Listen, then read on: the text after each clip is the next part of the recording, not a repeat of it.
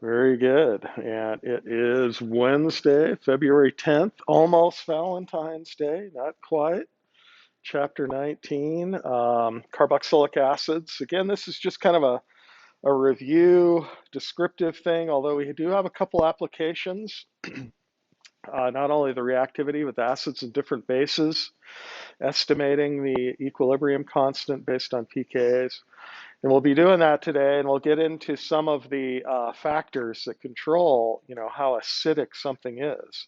And it all goes back to what? The structure and stability of the conjugate base. All Bronsted acids share the same thing, right? A proton coming off, they're proton donors. The thing they don't have in common is the structure of what results, right? The conjugate base. So by examining that, I think we can keep track of that a little better. Test one, yeah, we did finish grading. Very good.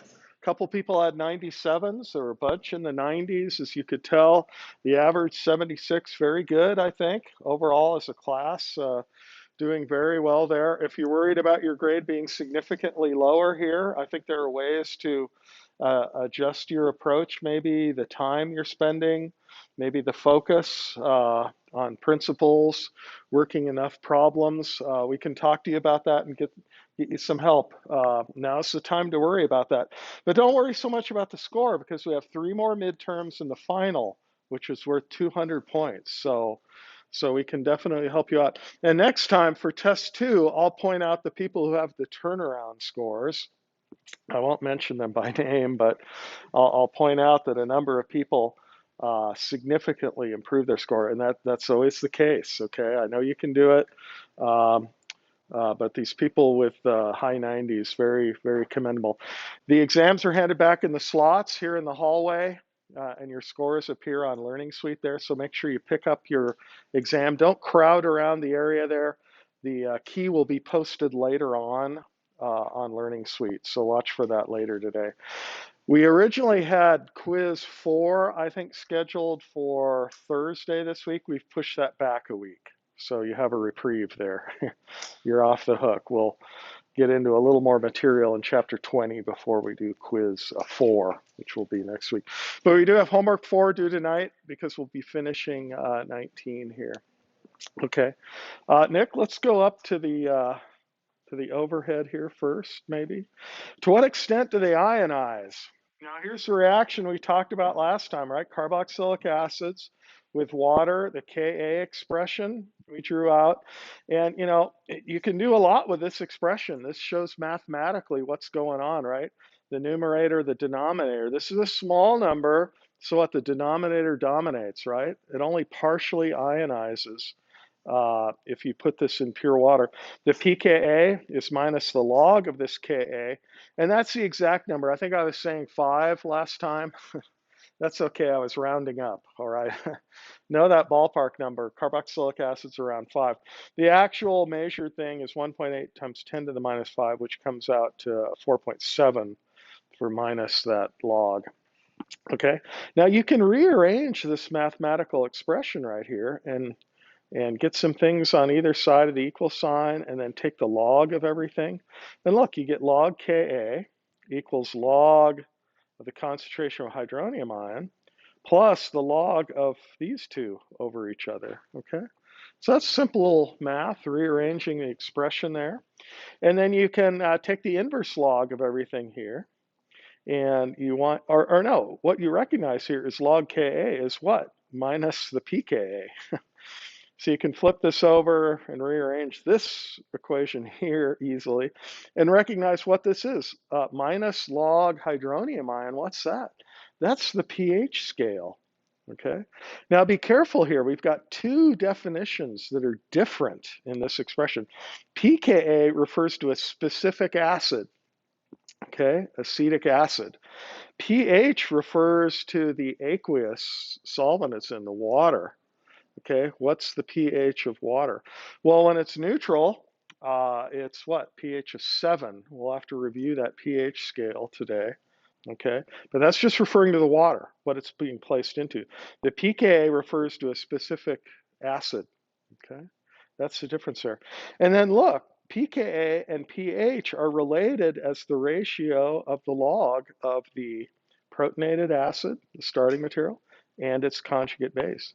This is a so-called Henderson-Hasselbalch equation. You may have seen that in Gen Chem. Maybe you can jog your memory a little bit there.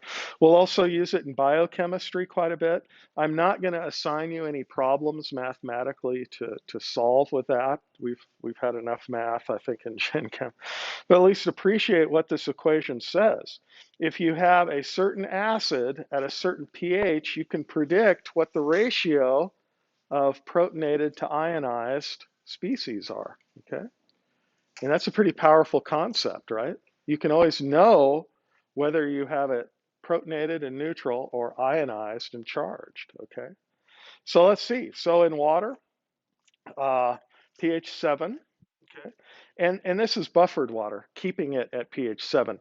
When you put a weak acid in water, it actually lowers the pH. It gets slightly acidic. So we're talking about buffering it and keeping it at pH 7. And there are ways to do that, right? With carbonic acid and an equivalent of the carbonate salt. Okay, depending on how you adjust those buffers, you can get whatever pH you want maintained. And again, you add a dilute amount of the thing you're talking about here. But what percent is ionized now? Well, you can do the calculation. 4.7 for what? The pKa of acetic acid. There it is. 7 is the pH we're interested in. And then you can solve for this ratio, right? Log of acetic acid over acetate. And then you can do those numbers and take the inverse log and get the ratio directly. Look, it's 0.005. Okay, so what does that mean? It's 95.5% acetate and only 0.5%, less than 1%, is acetic acid at 7. So what does that mean? And you can look at the scale here, pH. Remember, low pH means what? High acidity, high concentration of hydronium ion, right? High pH is what? Low acidity. That's where you have more hydroxide. Remember, that's an inverse scale too. How did we get this 0, 7, 14? We'll have to review a little bit about the water ionization constant. Kw, maybe if you remember, that's the concentration of hydronium times hydroxide, always equals 10 to the minus 14, right? That's measurable too. So if you're right at pH 7, okay, that's where hydronium ion is 10 to the minus 7, and so is hydroxide, okay? That's neutral water. Okay, what that means is you have enough hydroxide, what, to deprotonate this weak acid. This is what this means. So putting the two together, here's our pKa superimposed on the pH scale for the acid we're talking about, acetic acid. So the big bold arrow here, that's right at 4.7 or whatever. Yeah, 4.7. Anything to the left here is more acidic. So we'll tend to keep it protonated and it'll be neutral, you see. Okay, so down here in this domain, we have enough acid, enough hydronium ion to keep it acetic acid protonated. Okay, in fact, you do the Henderson-Hasselbalch and it's like 1 pKa unit is like 1 log unit, right? So you can kind of tell here, if we're down here at pH 3 or 2, whatever, it's essentially 1,000 to 1 protonated neutral acetic acid to acetate, very tiny amount of acetate down here. But look, if we're to the right of its pKa on the pH scale, what does that mean now? We have more base available.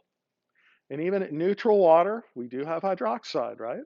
And that can take the proton off. And up here, anything 5 and above, the dominant species then for carboxylic acid is what? The carboxylate, the ionized anion, okay? So get a feel for this, and we'll do it qualitatively like that. We could use the Henderson-Hasselbalch. Don't tempt me. I'm not going to make you do the math. Then you need a calculator and everything. You could do it. It's pretty simple. There might be a couple homework problems like that, but in a quiz or a test, I won't have you do that. But conceptually, you do need to follow that. Yes, questions on this, please.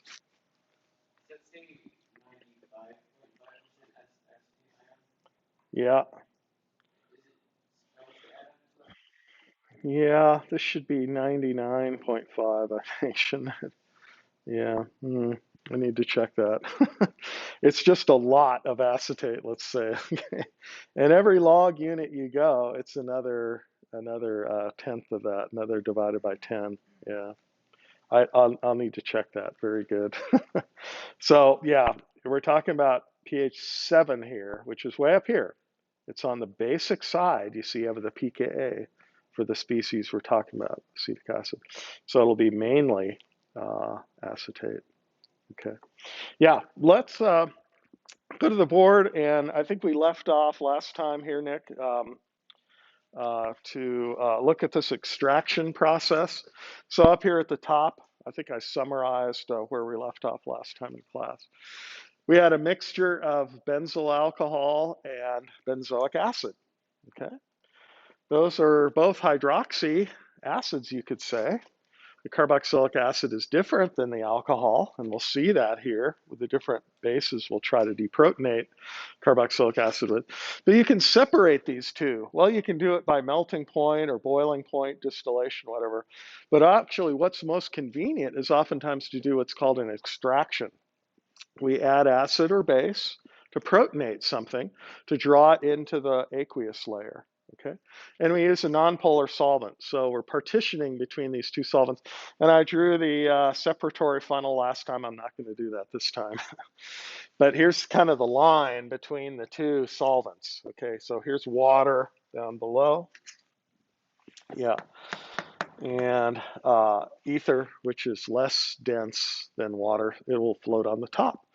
It'll form two layers, we say. There'll be a boundary between the two, okay? And we can see that boundary in the separatory funnel. And the key thing here is we have sodium hydroxide present, which is basic enough to deprotonate and form the sodium carboxylate. Now that's negatively charged, right? That increases the solubility into the water. Remember we said neutral benzoic acid, protonated neutral form, was not very soluble. Remember the solubility I think we did last time? It was only like 0.002 grams per 100 mils. But this goes up to like 60 grams per 100 mils of water. Why? Because now it's an ionic salt. But our benzyl alcohol stays neutral. Why is that? Different pKa. pKa of alcohols is 16. They're much, much weaker acids. pKa of carboxylic acid is around 5, right? And so we can separate those two based on the solubility, which is kind of neat. And then we just drain out the separatory funnel. We separate the aqueous from the ether. The ether, we can strip off the ether solvent with a rotovap, rotary evaporator it's called.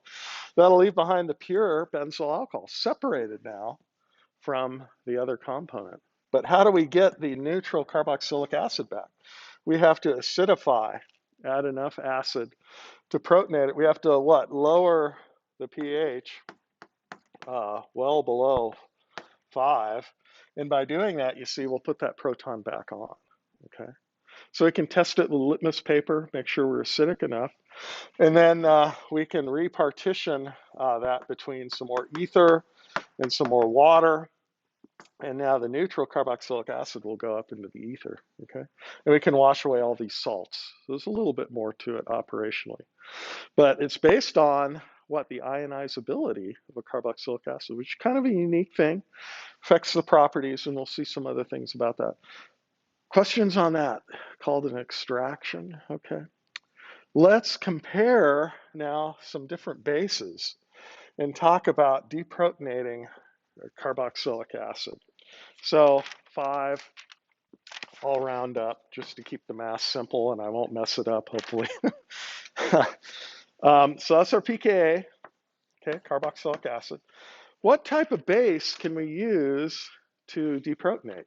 Okay, so can we use sodium ethoxide? Well, there's a base, right?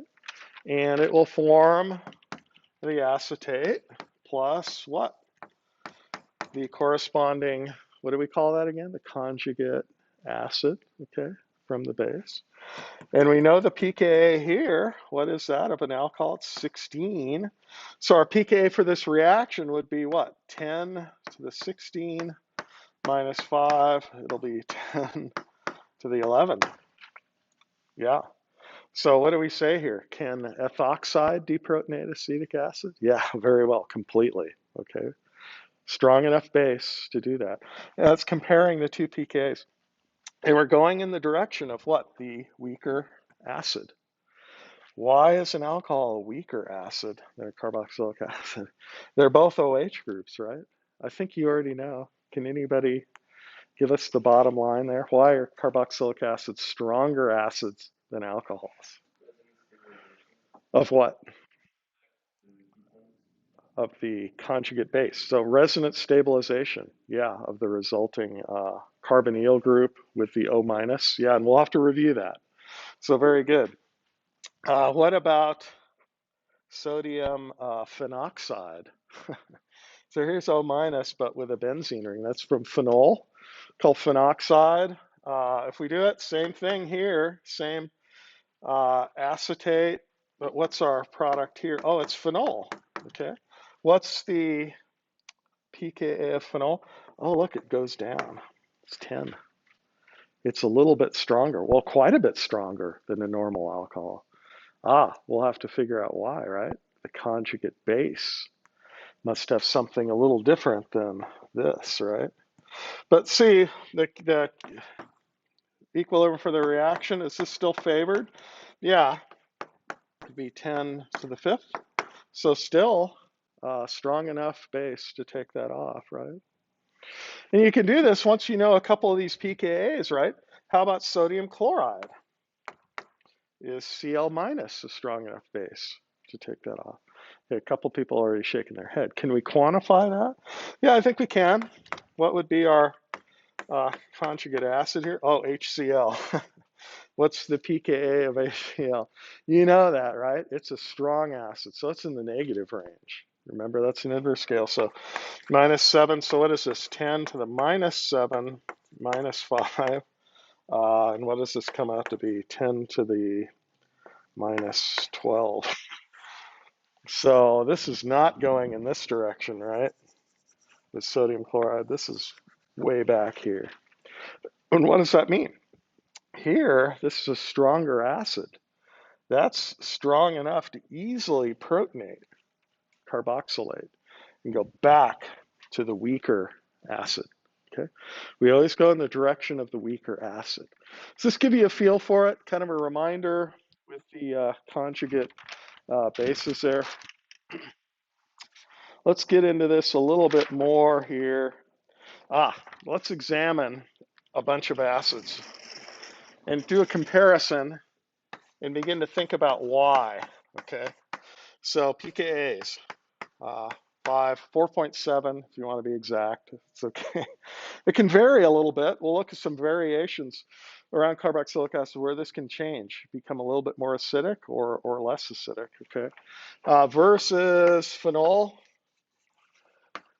So let's pick it up where we left off here, versus ethanol. Ethanol 16, phenol's 10, carboxylic acid, acetic acid 5. Why? And what does this mean? First of all, let's state this clearly. Which is the strongest acid shown up here?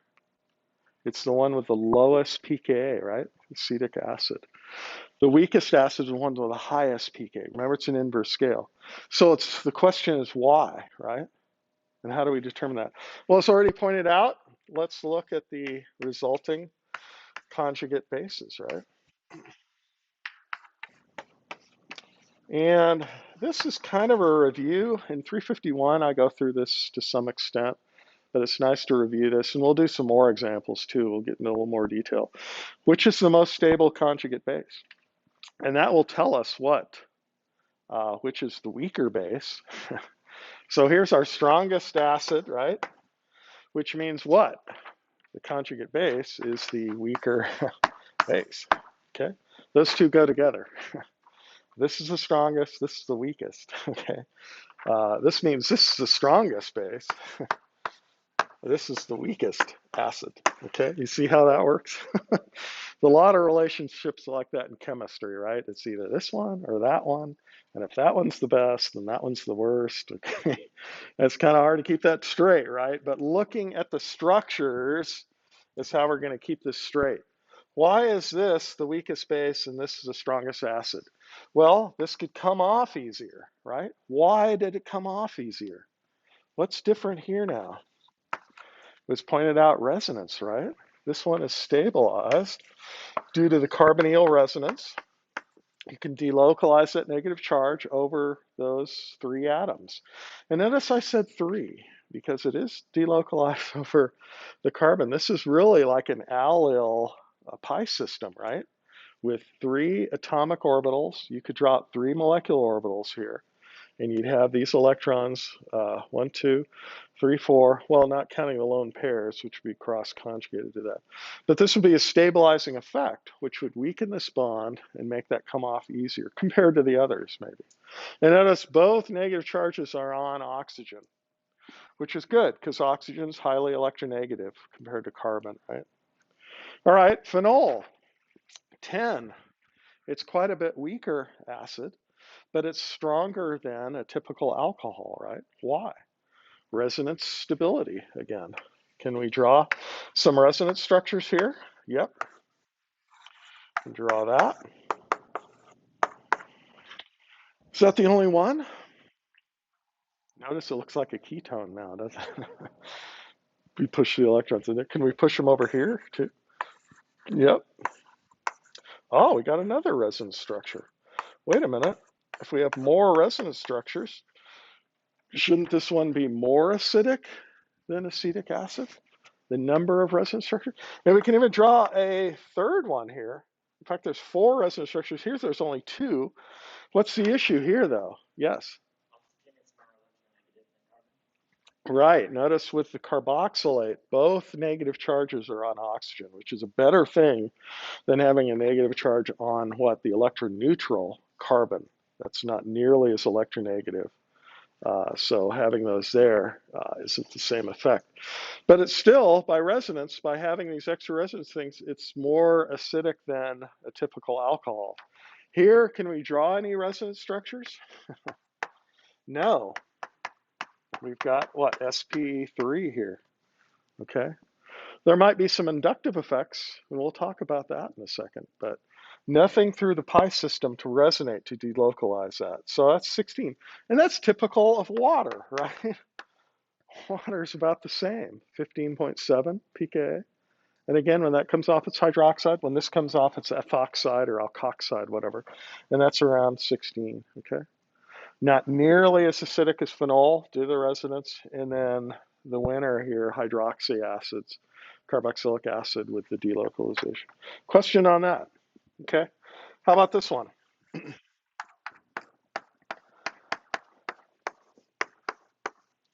Uh-oh, we're doing a trinitro compound here. Trinitrophenol, that actually has a common name called picric acid. It's a yellow compound. It's also explosive like TNT. You have to be very careful with it. Why is it called picric acid? What's the pKa of this? Well, I'll give it to you. pKa of 0.2. Look at that. It's more acidic now than acetic acid. Why? What do we need to look at here? Well, it's the same as phenol, you could say.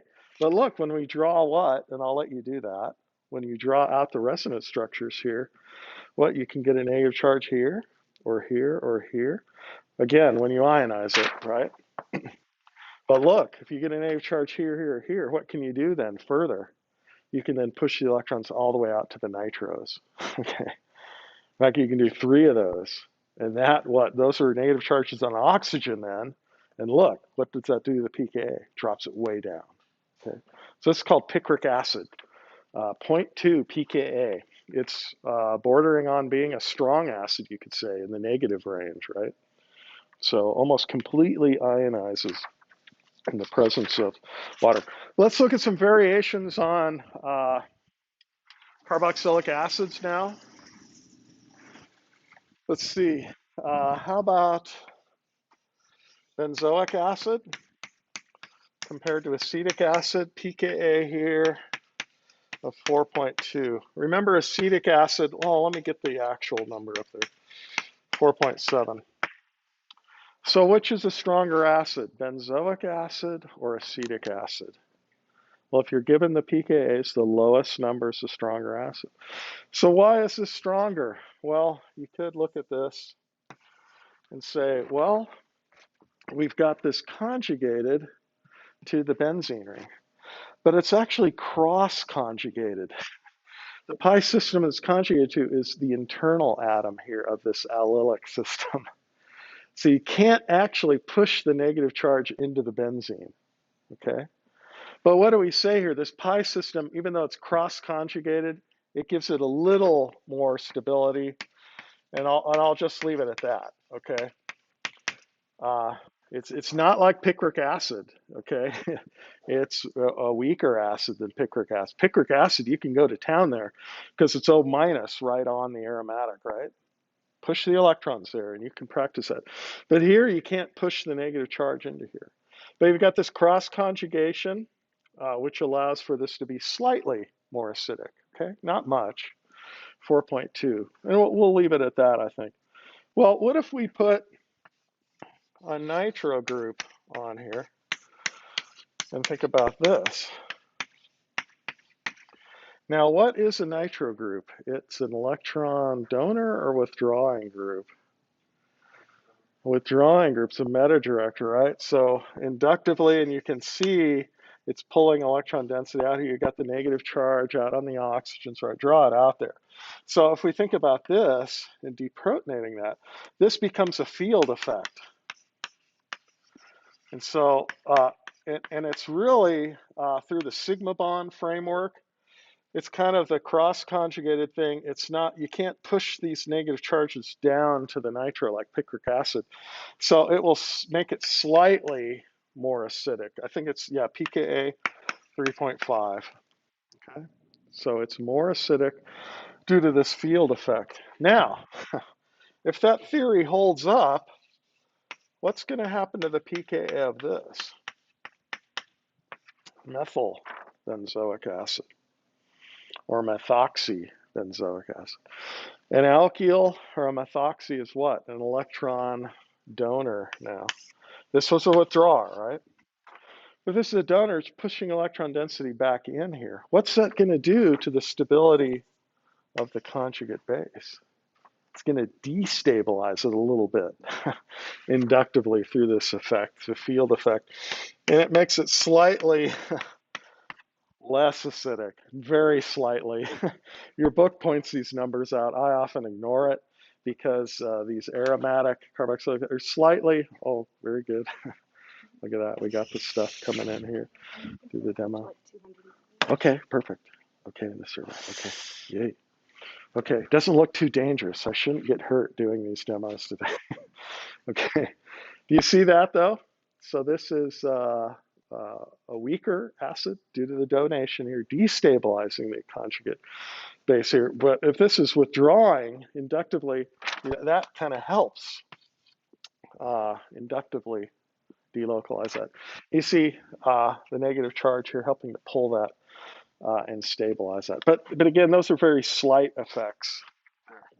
All right, let's look at some variations on acetic acids, alkyl carboxylic acids. And that would be this. Chloroacetic acid, chloropropanoic acid, and how about chlorobutanoic acid? So we have a chloride there, and relative to just hydrogens here, what's that going to do to our stability of that conjugate base? Will that help stabilize the conjugate base? And what would that do to the pKa then? Let's get the pKa's up here. I keep going back and forth between the neutral and the neutral. The pKa of chloroacetic acid is 2.8. That's significant, okay? This electronegative polar covalent bond is close in proximity to the O minus. Even though you can't draw a resonance structure, this is again a field effect, an inductive effect, being in close proximity to this what? Partially positive carbon right here, which can help stabilize that negative O there, okay? So we call it again a field effect or an inductive effect. Now, 2.8, okay, calibrate yourself. What if we add another methylene in between? Is the acidity going to go Up again, get lower, or is it going to be less acidic? Will it be more comparable to this? Or it might be in between these two. Okay, let's see. Most people are shaking their head there. Let me give you the number 4.0. Okay. And again, don't memorize these numbers, know the trend, okay, and what effect is going on here. How about chlorobutanoic? Yep, 4.5. So you see we're marching right back up to 4.7, aren't we? So it drops off. That field effect is distance related, okay? Okay, what about this one? Trichloroacetic acid. Predictions. Is it lower than 2.8? Who says lower? Okay, yeah. Anybody want higher? Hopefully you see the effect, right? You got 3 of those polar covalent bonds there, which will more greatly stabilize things. I've got the number here. Where is it? Oh, look at that, 0.9 pKa. It's almost like picric acid. And then we got this one, trifluoroacetic acid. I'm drawing it out all in condensed form there. Trifluoroacetic acid is going to be lower or higher than 0.9. Stronger acid, yeah, a little bit lower still. Why? Because fluorine's the most electronegative atom. So this holds up. With 3 of them there, the pKa here is 0.23. Yep. And let's see if the theory holds up. How about this one? With a tert-butyl there, carboxylic acid. Now that's all carbon with no electronegative groups on it. This would be a much stronger donor, right? So that'll be like the methylbenzene, which will make this what? Less acidic. So maybe the number's higher here. Oh, yeah, and it is 5.1. So it's less strong of an acid than that. Okay, so I'm giving you a bunch of numbers. Don't memorize them. Okay, try not to. But know the trend there, what we're talking about. All right, let's relate this to some other acids that we know about. How about this? Benzene sulfonic acid. We know how to make that, right?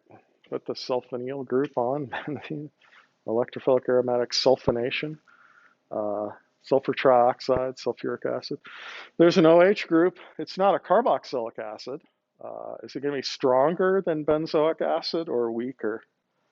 pKa wise. Yeah, it'll be similar to sulfuric acid. The pKa of this is known, minus 2.8. Why is that? Again, more resonance conjugation, okay, to 2 electronegative oxygens. Well, it's born over the 3 then at that point. Also, what we see a lot of times in nature are these guys, which are aromatic phosphoric acids, putting phosphate groups on different things in biology. And what's the pKa here? Well, you can kind of see if you take that off, you've got resonance stabilization here. You've got 2 of them. You've got 2 pKa's there.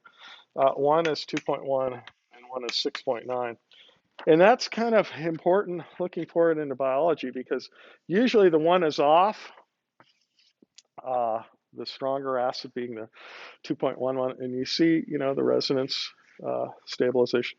To take it off and form an anion, a dianion, is a little bit tougher here, but you can do that, right around neutral water. But that's a little bit on the acidic side of neutral water, which would be 7 here, okay? So, you have a lot of it protonated, a lot of it deprotonated also around 7, okay? If you go a little bit beyond that, and that's what neutral water is, you're on the basic side, right? So most of it would be the dianion under neutral buffered water conditions. You'd be a little bit on the basic side there, but these pKa's aren't as low as the sulfuric acid one. All right, let's look at amino acids now. So yeah, we got resonance effects, field effects. Now let's put a couple functional groups together And this might get a little more complicated, but we should be okay. How about if we have an alpha amino carboxylic acid? So the alpha amino acids, very important in biology, of course, making proteins. And in nature, most of these have this bold, and that's actually the S stereocenter. If you look at this on a Newman projection, it looks like this. Here we have the amino group to the left, and whatever this R group. In nature, there's 20 different R groups. And what does this mean? Well, this means that these are coming out at you. And if you tip that up or make a model, whatever, you can see if you tip it on its side and have it zigzag there, that's still S, okay? You can do your rotation, whatever. You'd be rotating here with the lowest priority group, the hydrogen in the back. So that's still S. But what about the ionization state here? I've drawn it neutral like that. But what does this mean? If you have an amine here, and you have a carboxylic acid here, what's the true structure of that, especially when you put it in water? Okay. What happens? The base does its job, right? Can we push electrons here and do something? Okay. Now we're doing a reaction, right? So what's the true structure of this amino acid? Well, it'll look like this.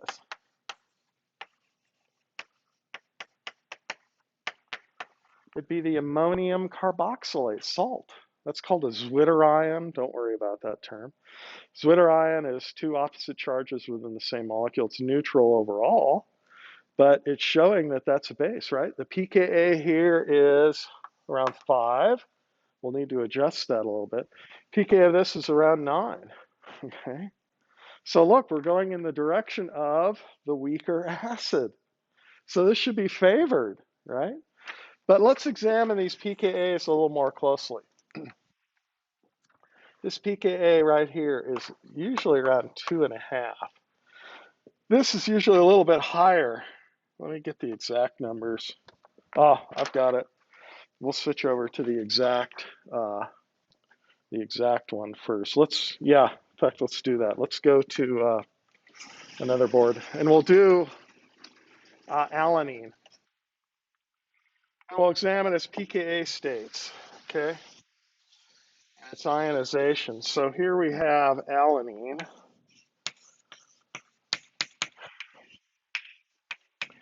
And let me get the two acid forms here of alanine. Now, don't worry about that. We'll learn the names of all the amino acids later. Alanine just has a methyl group here for the R group, okay?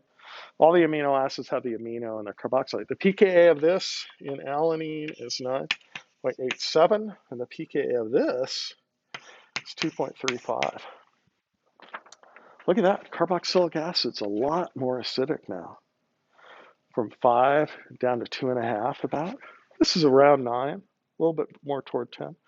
What's going on here? Why is this more acidic? Okay, that's what it is. Look, it's right next door to a charged cation. That's another field effect, right? That can help stabilize this negative charge, okay? So amino acids are typically a little more acidic. Let's compare this. Put alanine in water from 14, 7 neutral, and down here at 0. Okay. Now here are the pKa's, right? There's the 2.35. So these are the pKa's. This is the pH. Putting these in water, right? They're charged, polar, so they are water soluble. But at what pH do they have what charge? That's the key thing. And we need to know where these pKa's are, right? Here's the 9.87. All right, let's put alanine down here at pH 1 or 2. Again, this is the acidic side. So what are we going to do? We're going to protonate the amine. It will be ammonium. And what about our carboxylic acid? Let's see. Are we on the acidic or the basic side of this carboxylic acid pK? We're on the acidic side. So what's going to be our carboxylate. It will be protonated, okay? Now you should see that, right? We're on the acidic side of this pKa. Okay? You see that? If we have a pH 1 or 0, whatever, we have enough acid strength to keep that protonated. So what's our overall charge here? +1, okay? Be ionized. It'll have a +1 charge. Let's go here on the basic side now of this pKa. We're going to have carboxylate. We're going to have enough base to take off that proton. This will become negatively charged. But look, do we have enough base to take this off? The answer is no. We've got to get up here more basic than the pKa of the ammonium cation to start to take that off. So all the way from 2.5 up here to 9, the main form of alanine will be what charge overall? 0, you see. Because we'll have these both ionized. This one protonated because we're on the acidic side of its pKa. Okay. This one will be deprotonated because we're on the basic side of its pKa. You have to examine the pKs for each species. Okay. And then what do we do here? If we get beyond this, look, then we can have that finally neutral now. We have enough base strength. We're on the basic side of its pKa. Now it's neutral. What's our overall charge for super basic? -1. And that's another key here. If we're more basic, we'll tend to have more anions, things deprotonated, right? If we're neutral, well, it might be 0 or it might be 1 or -1, depending on what the pK is, what the groups are there. If we're down here on the acidic side, look, we're going to tend to have things cationic. Okay. So one other thing to define here, and that's the average between these two, 9.87 plus 2.35, the two pKs, divided by 2, that comes out to 6.12. That is the pH where what? We have the maximum amount of neutral. It's called the isoelectric point, or the PI. Don't worry about that yet. That'll have more to do when we talk about characterizing amino acids later on.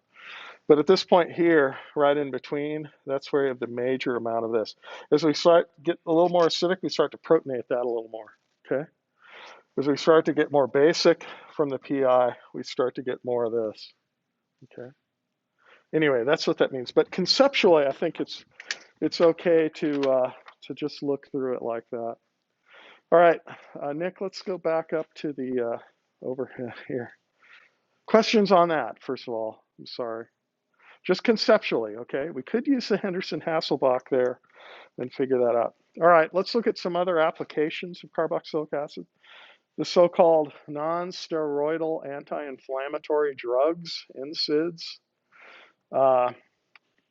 Ibuprofen's probably the most common one now, Advil. You've probably all taken some ibuprofen, right? 60 milligrams or 100 milligrams, depending on the state of your temperature or the pain, whatever.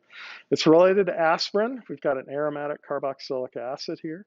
And how do these work? Well, they actually inhibit an enzyme called COX, which is cyclooxygenase, which makes the inflammation carrier in the body, which is prostaglandin. Okay, and this is how they bind here. The green is this protein, COX. Here's the endogenous ligand to make the prostaglandin called arachidonic acid. I'll show you that in a second. But here's ibuprofen binding to that same site where arachidonic acid could be, and it keeps it inhibited. Okay, these inhibitory constitutes two isoforms of COX, COX1, COX2. And it's good to have selective inhibition of COX2 for pain in the extremities, arms and legs, but the interior COX1 is mainly effective. The lower the inhibitory constant, the more potent it is. So 300 nanomolar, that's a super low concentration. So anything above that will keep COX inhibited, okay? COX2, it's not so good, it's micromolar then, 10 to the minus 6 concentration. But ibuprofen's better. lower numbers here means it inhibits both of those a little bit better. Here's the story on the prostaglandins. Look, it comes from lecithin, which is a component of the cell membrane. Upon injury, you have oxygen and other things flowing into an area that's injured in the body. And this enzyme COX with oxygen, which can now penetrate into the interior, converts arachidonic acid into this precursor, PGG2, prostaglandin G2. That's a precursor to all these here. There's actually more.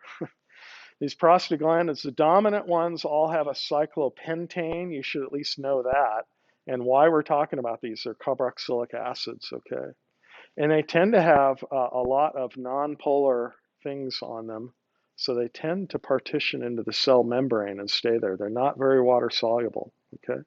These are localized hormones. They just stay in the injured area, and they recruit white blood cells and everything from the immune system to come in. That's why you get the redness and the swelling. Often the body overreacts, and to shut down that pain and swelling, we inhibit these enzymes right here, and that's what the NSAIDs do. They inhibit those guys. Here's the mechanism of how it works, actually.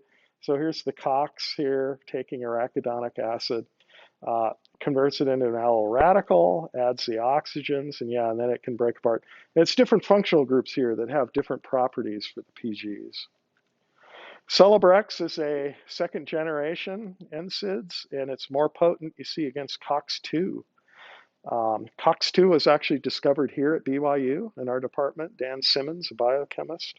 And look at that. This drug Celebrex selectively inhibits that. So Pfizer was able to develop this drug here, the aromatic structure. And here's how it binds. It binds more tightly to COX-2 at 2 nanomolar. That's very high potency, very low concentration. Anyway, that's not a carboxylic acid. It's a sulfonamide here in this ring there. So it's a little bit different than what we're talking about. The other one you've probably taken before is Aleve. This is the 12-hour NSAIDs. It's got a bigger, greasier naphthalene group on it. The S1 is S-naproxen. That's the potent one. Our group, we were able to do an asymmetric synthesis of that because the S enantiomer is the potent one. Actually, the R enantiomer is a liver toxin. So the FDA won't let you sell a mixture of R and S naproxen. You have to have the S form here. So you can kind of see that. It binds more tightly, more selectively to the COX guy there. There's an old anti-inflammatory Vioxx that was pulled from the market, had too much heart toxicity associated with it. It's kind of similar to Celebrex there, but these drugs are highly used. One other thing to talk about, and the demo will fit into this, these fatty acids are not very water soluble, but if you ionize the carboxylate, that becomes hydrophilic, right? And they'll organize around water here to create these micelles, okay? So these tails going in are the lipophilic parts. And of course, this ball-shaped like structure. That's the basis of soap, the cleaning agent, the surfactant effect, right? Because now you can take a greasy stain off of a surface. The grease will partition into the interior of the ball. Then you can wash the whole thing. The blue is the carboxylates, the water-soluble parts. Okay. You can have other structures here, liposomes, which have a hydrophilic interior, a water interior. These are kind of like mini cells, really. And here's the lipid bilayer membrane for a living cell, okay, which is the same type of structure where we have that. Now, those are different. Those are acyl diacyl phosphatidylcholines, okay, or sphingomyelins. Those don't have the interior here of a glycerol fragment, but you see the long chain fatty acid things and then the polar groups here. But there's the membrane that you're probably familiar with there. Let's do the demos real quick. Here is a supersaturated solution of sodium acetate. Now, sodium acetate has a limit. If you add a little bit of a seed crystal here, I think we can get the sodium acetate to come out of solution. Oh.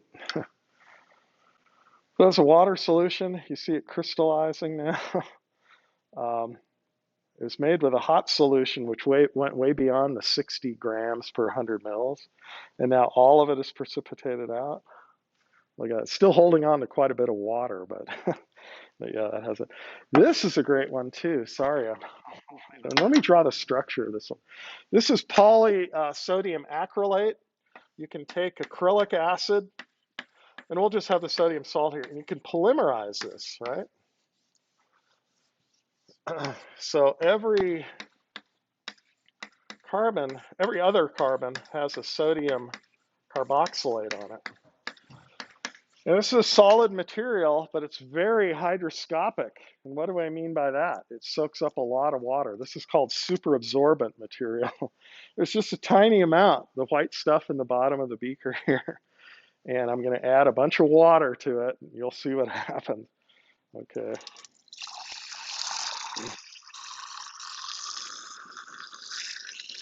Well, that's probably enough.